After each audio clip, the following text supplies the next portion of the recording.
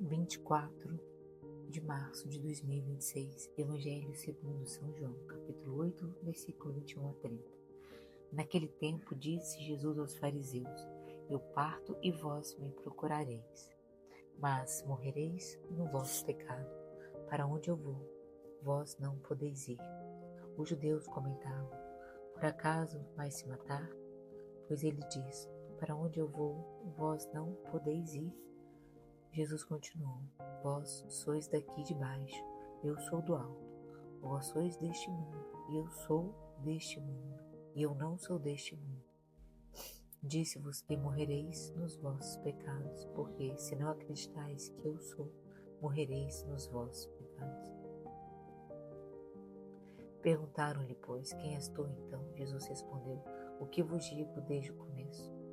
Tenho muitas coisas a dizer a vosso respeito e a julgar também, mas aquele que me enviou é fidedigno, e o que eu ouvi da parte dele é o que falo para o mundo. Eles não compreenderam, eles estavam falando do Pai.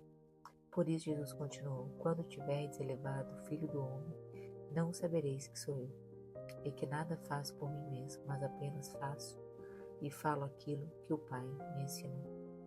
Aquele que me enviou está comigo, ele não me deixou sozinho, porque sempre faço o que é de seu agrado. Enquanto Jesus assim falava, muitos acreditaram nele. Vejamos agora a interpretação dessa palavra viva, à luz da Catena Áurea de Santo Tomás de Aquino. Vejamos as palavras de Santo Agostinho.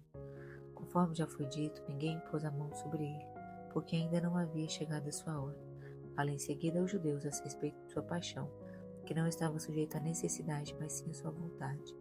Por isso, prossegue o evangelista, Jesus disse-lhes mais: Eu retiro-me, pois a morte de Salvador não foi outra coisa senão o seu retorno ao céu, de onde havia vindo e de onde havia saído. Segundo Orígenes, alguém pode objetar se dizia isso aos que permaneciam na incredulidade, como diz-lhes: E me buscareis. Porque buscar a Cristo é buscar a verdade e a sabedoria, mas também se dirá algumas vezes com referência aos seus perseguidores que buscavam um modo de prender. Com efeito, existe muita diferença entre o que buscam a Jesus. Nem todos os buscam para sua própria salvação e para seu próprio benefício. Por isso, somente encontram paz aqueles que o buscam com reta intenção.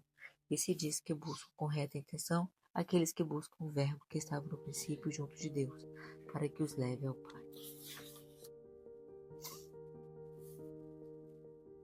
Segundo Orígenes, essas palavras anunciam o afastamento de Jesus, enquanto, porém, conservarmos as sementes da verdade que foram semeadas na nossa alma, jamais se afastará de nós o Verbo de Deus. Se, no entanto, corrompemos-nos pela queda no pecado, então é dito a nós: Eu vou. E conquanto o busquemos, de maneira alguma o encontraremos, mas morreremos no nosso pecado, capturados pela própria morte. Não convém fazer pouco caso a estas palavras: morrereis nos vossos pecados. Com efeito, se interpretarmos isso no sentido ordinário, é evidente que os pecadores morrem nos seus pecados e os justos na sua justiça. Contudo, se entendemos morrereis no sentido em que morre o que peca mortalmente, é evidente que aqueles a quem isso era dito não estavam mortos, mas viviam com a alma doente, e aquela doença levava à morte. Por isso o médico, vendo-os gravemente doentes, dizia-lhes: Morrereis nos vossos pecados. Assim é manifesto o significado daquelas palavras: Para onde eu vou, vós não podeis ir.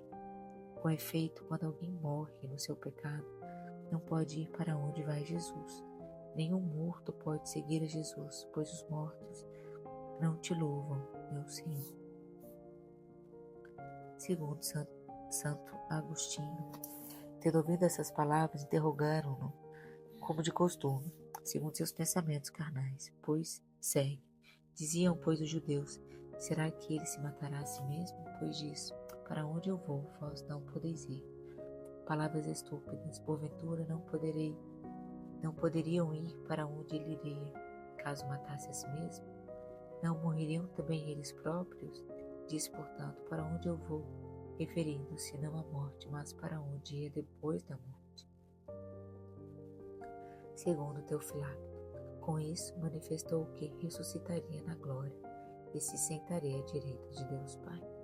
Segundo Orígenes, examinemos se os judeus diziam isso do Salvador em vista de algo elevado, pois eles costumavam explicar muitas coisas, seja pela tradição, seja por meio de escritos apócrifos, mas em verdade o que sabiam a respeito de Cristo o sabiam de acordo com a sã tradição dos escritos dos profetas, nos quais liam que nasceriam em Belém, qual seria sua morte e como deixaria esta vida. Ninguém tira minha vida, mas eu por mim mesmo a dou.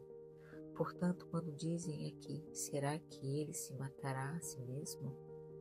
Não o dizem no sentido mais óbvio, mas segundo alguma tradição dos judeus a respeito do Cristo. Com efeito, quando diz, eu vou, manifesta que tinha poder sobre a sua própria morte, para abandonar voluntariamente o próprio corpo. Penso, porém, que traziam à tona essas tradições que lhes tinham sido legadas acerca da morte do Cristo, não para o louvor, mas como escárnio, e disseram, será que ele se matará a si mesmo? De fato, deveriam ter dito, para glorificá-lo. A sua alma, quando lhe aprouver, deixará teu corpo. O Senhor fala aos homens que sabem as coisas terrenas, como a homens terrenos, e prossegue. Ele dizia-lhes, vós sois cá de baixo, isto é, sabeis as coisas da terra, e não tendes o vosso coração voltado ao alto. Que estas palavras perdoem os nossos pecados e ecoem em nosso coração.